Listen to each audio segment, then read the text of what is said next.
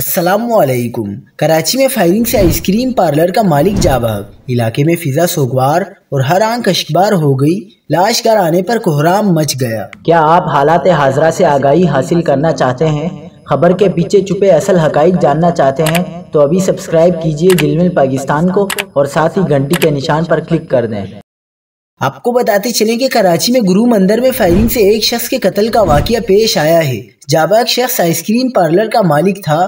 گرو مندر پر فائرنگ سے ice cream parlour کا مالک جاں بحق ہو گیا۔ کار اور موٹر سائیکل سوار ملزمان کی جانب سے اس پر فائرنگ کی گئی۔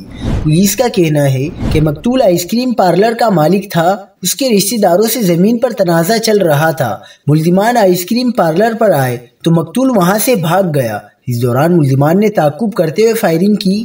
پولیس نے بتایا کہ مقتول اورنگی ٹاؤن کا رہائشی اور آبائی تعلق خیبر پختونخوا سے تھا۔ جائے وقوع سے 9mm کے 25 خول ملے ہیں۔